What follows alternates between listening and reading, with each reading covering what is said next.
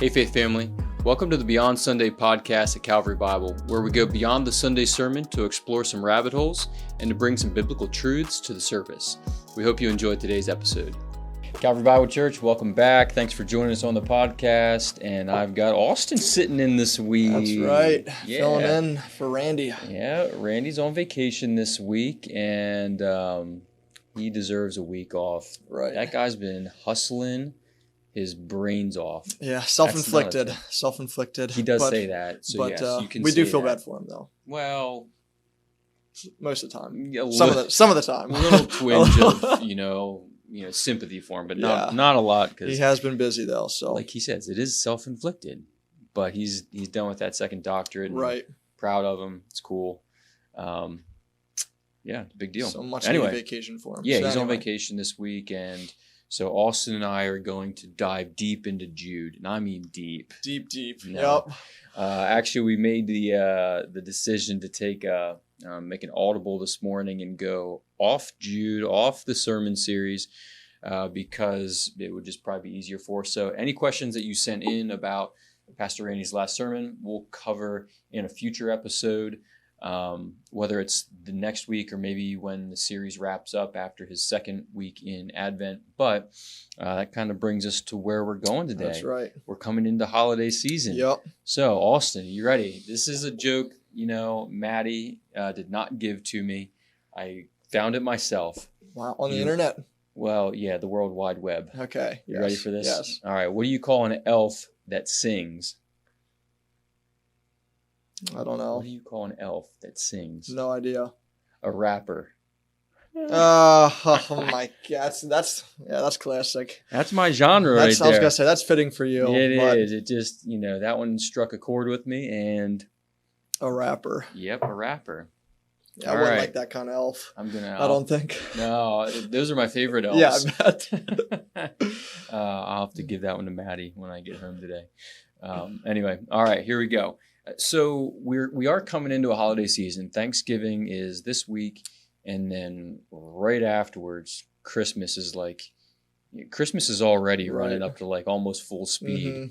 Mm-hmm. I know some people don't like that. You were listening to some Christmas music last week, so you're all about it. That's right. Yeah, you caught me. I was. This guy goes from flannels to like quarter zip sweaters, and as soon as the quarter zip sweater comes out, Christmas time. That's right. Baby. Me and Joe were in full support, so I think Jonathan's slowly getting there. I usually hold out, but I am thinking about, do I really need Christmas to wait? And I understand. I want Thanksgiving to have its own like place. It's a great holiday for a lot of reasons. But Christmas is a distinctly Christian holiday. Yeah. It's biblical in so many ways. And so maybe I don't need to wait. And the other thing too I was thinking about is, we love giving gifts in the Christmas season. So what if, I got my Christmas shopping done? I'm usually like a little bit of a procrastinator. Yeah, me too. And I kind of usually know what I want to do, but I don't do it until days before Christmas. Yeah. And it does kind of consume my mind. So I thought, well, if I can get it done, maybe even this week, there's no pressure, just get it done. And then maybe that'll allow my mind to refocus during the Christmas season. So I don't know. My thoughts are still developing on it. We'll see. But before we get into a question or two, a serious question or two, got a couple of fun ones. Good. You ready for this? Yeah. So growing up, what was your favorite gift? Oh, man. Favorite gift that was given to you? You look back on your childhood and you say, that one got me. Oh, I got one right off the top of my head. When I was younger, this will date me big time. Yeah. Back to the early 2000s. That's right. Back to the early 2000s. They had these second generation Game Boys that were coming out. First generation, they didn't flip. It was just a solid block. Yeah. And they came out when I was in like first or second grade, this second generation Game Boy. And I really wanted one. My parents got me a second generation Game Boy for Christmas. Just a gray Game Boy. And so I got like Pac-Man and I don't even remember what all games. Was it color or still black and white? It was color. Oh, yeah, it was color. Yeah, that's a big deal. It was the real deal. All right. So mine's, in the same genre.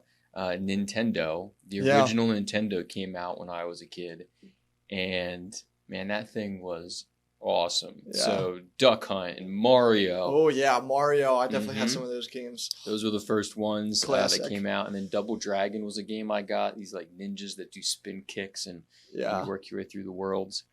That was fun. I was probably in, I'm gonna guess, 2nd or 3rd grade. Was that just like a block? Like was it like the Nintendo, the DS? My brother had a DS, Nintendo DS. It was like a Game Boy, except it was longer and it flipped up. Yeah, Chase has a DS. Yeah. Somewhere still. But no, so a Nintendo, hooked up to your TV. Hooked up to your TV, and it's got like a PlayStation or whatever. Yeah, like a gaming console on the TV. The games were like the size of a small book and plastic, and then sometimes they wouldn't work, so you'd blow in them. Right. And you'd blow in these things and then stick them back in and push them down, click. Turn them on. Oh, classic. Oh, the memories. Yeah, man, kids these days will just not understand. No, it's coming straight through like the wireless. It is. Like we have an Xbox and we don't even have games. You just download the games that you buy. That's ridiculous.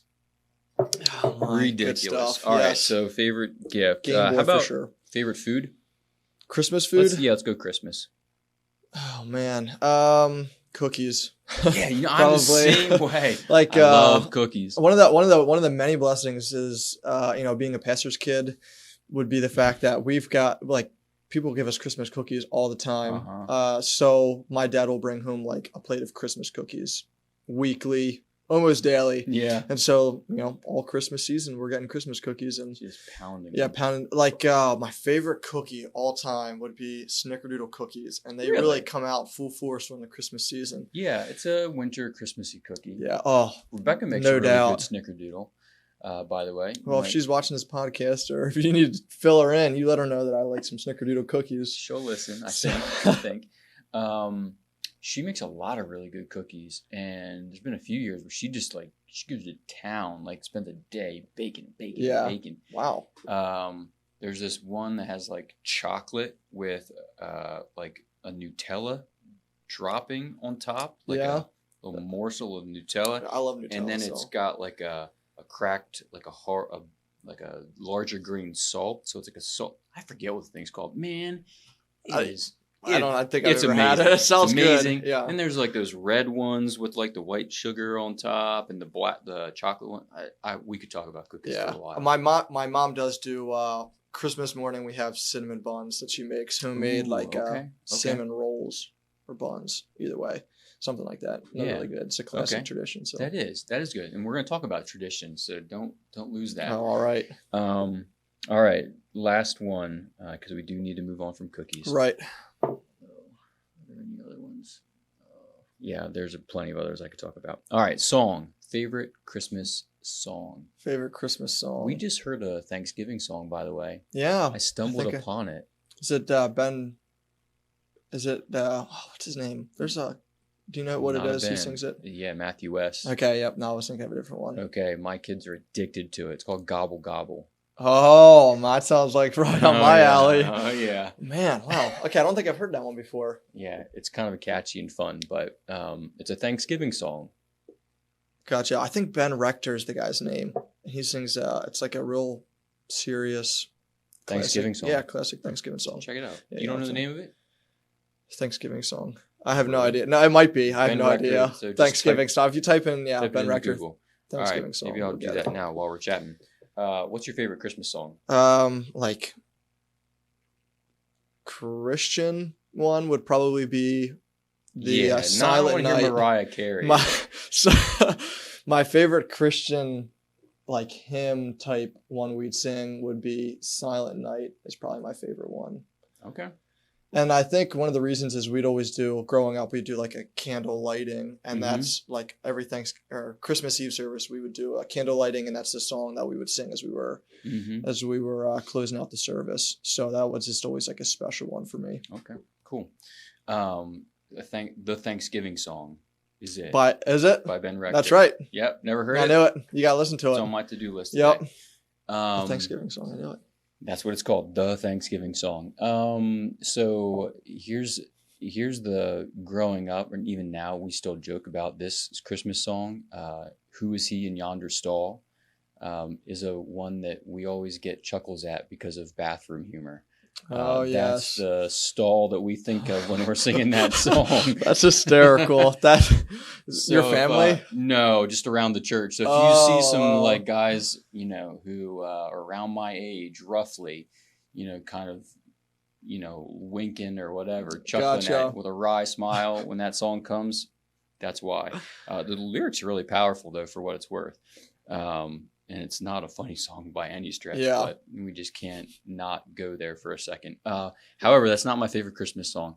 Mine is O Come, Emmanuel. Oh, yeah, that's up there, too. I just like the tone, like I think it's a minor key. I don't know, E minor, let's say. E minor. And just got that undertone to it. And I've told the church this before, but that kind of speaks Advent to me. Mm-hmm. So yeah, Hark the Herald Angels Sing is another one. It's a good one I like. Yeah, that's more of a upbeat. It is. Yeah. Major key. Mm-hmm. Let's bring it. There's a whole full of joy. there's a whole bunch. I was listening to Christmas music before we came up here. Silent Night was on there too. Okay. That's the name of it. Silent Night, I think. And I introduced you to The Gift. The Gift. Yeah, that's by right. 116. Yeah. It's a Christian hip hop Christmas album, so check it out. There's another one for you guys. All right. We talk about these things though because the holiday season, specifically Christmas, is just chock full of traditions and things that happen, from gifts to food to songs to etc. There's all kinds of things that families do, and so just quickly give me a tradition or two that your family would do that sticks out. Oh man, Christmas Day was just full of traditions for our family. Like we would always, the siblings would wake up and my parents would say, we're not allowed to wake them up before a certain time, which I don't even remember what time it was. But as a kid, that was ridiculous. And so ridiculous. we would sleep in and the kids would wake each other up. And then at a certain time we would like run in my parents' room and jump in their bed usually and hang out there. And then after a while we'd get up and get ready and my mom would make the cinnamon buns and we would always sit there and my dad would read the Christmas story from a different gospel usually every year. And so we read the Christmas story together first thing as we're eating, and then after we got cleaned up then we would go over and open presents as a family. And so we would always do it like one person opens a gift at a time, and my mom comes from like a very much gift giving family, so one person goes and it takes a while. It would. But it's fun to be able to give somebody a gift and watch that one person open it and vice versa. So even though, giving gifts is not the reason for Christmas, it is a fun time and a tradition for our family of being able to share gifts with one another in that way. Yeah. And it does reflect our Lord. Right. He's the greatest giver of all. All good gifts come from him, and the greatest gift comes from him. Yeah. So, that we don't want to lose that in the tradition. I like opening one present at a time. Is that how you do it? Yeah, that's how we do it. The downside though is if you're given the gift that you're kind of like, what is that? Yeah, right. There's been a few of those. You really have to like put on your best acting skills. My best acting comes out usually. Most of the time, it does, I don't have to, but there's been an occasional gift where it's like, okay. Yeah. Sometimes I've given the gift that people are like, what is that? Oh my. Shout out to my sister. She is like the worst actor in our family. Like she could never hide it. It would always be like, oh, and we'd be like, you don't like it. She'd be like, yeah, I don't. So that's really funny. Yep. For our family, we actually do cinnamon rolls in my family, but my larger family with my parents, we always play like a game before we unwrap any gifts, and that's fun. It is fun time, and the loser has to clean up all the wrapping paper. That's clever. So that's fun. There's a little pressure in that. Yeah. But since we have young kids, the games have been not the most complicated. Right. It's like something pretty simple. Actually, we played bingo a couple of times. But anyway, however, growing up with my like extended family, my grandparents, uncles, aunts, cousins, we would sit down and my grandfather would read Luke chapter 2. And, I just remember that pretty distinctly, and that kind of set a tone for the entire family, which I think was really important. So yeah, that's cool. Yeah, I think those kind of things they're a lot of fun, and they speak truth. They speak to us. They communicate something beyond just the tradition itself. And so I guess we're coming into Advent season where it starts the Sunday after Thanksgiving. Yep. So I just wanted to just talk through maybe you can share another tradition that you grew up with that was meaningful or that helped to refocus your attention during the Christmas season, because we have so many, red and green lights and catalogs and the Christmas trees with the gifts underneath them that they draw our eye and our attention, and with that our hearts with them. And so there's that constant battle, I think, during the Christmas season to get caught up and kind of lost in the material things that we do, as opposed to the real reason for the season. How about that? Yeah. And that's what Advent is. So the word Advent, I think it comes from Latin or something. It just means coming, or the arrival of a special person or something like that. And so for Christians, the Christian Advent holiday, we're remembering Jesus's first coming and also looking ahead to his second coming. Yes. And last year, I don't know if you remember, we talked about in the Sundays of Advent, we looked back for 2 weeks into his first coming, and then we looked ahead to his second coming. We did.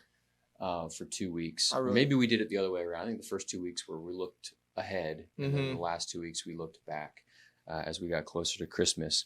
But this year we're going to be spending time on those four words, and some of those words differ: hope, joy, love, peace, Christ. Because hope is this another Sunday. Version. Yeah, hope is this Sunday. But anyway, so just going back to that, are there any other holiday traditions, or maybe even Advent traditions? Is that something you grew up celebrating or familiar with? The first time I'd ever done like a specific Advent was when I came here last year. So we would do, where I grew up going, it was like different like Christmas services, or like a specific sermon series during like the holiday season, but it wasn't necessarily called Advent or geared towards Advent. So I really enjoyed doing that last year. Was the first time, and I actually think I might have got the idea from my sister. Shout out again. But I know I gotta make up for it because I called her out. But she gave me like almost this idea of doing a specific word or a study over like the Christmas season, because for our family, we love the Christmas music and all the things about Christmas, but again, that's not what Christmas is all about. And so it's like, how do we refocus our minds on, the reason for the season, which is just, cliche saying, but it's true. Yep. And so I think one of the things that she said she's done was to pick a word, and I don't know if it was a specific Advent word or a specific passage, and like week by week spend time in that word or passage as it's focusing on the Christmas season, just like preparing your heart. And one of the things that I have done before, specifically like for Easter, would be like I will read the Easter story as it's happening, like day by day. Okay. So which I want to say I did this last year for Christmas, but it was more of like, Good Friday, read the account of Jesus on Good Friday, and then instead of reading the rest of it, cut it off there. And then Saturday, read the little bit that happens on Saturday, and then Sunday, so you can really soak in like what was it like for them, because it didn't just happen in 3 pages for them. And so the same is true for Christmas, of just like taking it passage by passage and just soaking in the Christmas story. I know that's a cliche answer, but it is important for us to be spending time in the gospel account of the birth of Jesus and not losing sight of that. Gotcha. I think one way to do that would just be like more than just Christmas Day, the month of December. So or do you read Genesis through Malachi, December? I crank it all out. That's right. No, I usually just spend time in like a specific birth narrative account. Yeah, that's cool. So, and there's a number of Advent devotionals out there too. Right. Oh, that's a good point. So some of those can be really good. Like the 25, even just the 25 days, of December leading up to Christmas. There's some out there, a short reading per day. Those are neat things.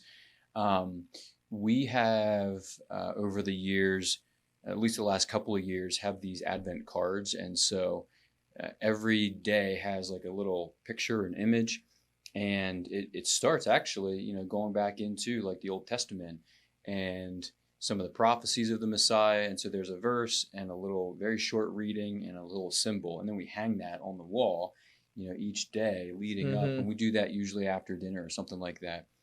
And it kind of builds. You see some of the, like the root, the stump of Jesse, and so what is that, and what's that pointing to? And so for our family, that's kind of been a fun thing to do over the years. And actually, something I'm going to do for anyone who's listening. I don't have a giveaway, but I'm going to. Yeah, wow! I was about to say, man. What I'm going to do. It sounded like that. Sorry if I got your hopes up. No, what I'll do is I'll link on Realm the post. A link to a website just with some resources for Advent. And there's one on here that I was looking at that was really cool. It's called Advent Blocks, which is similar to what I was doing with the card. We've done with the cards, except for it's got some unique things to it. Yeah, that's pretty cool. You kind of put a new, every day's got a little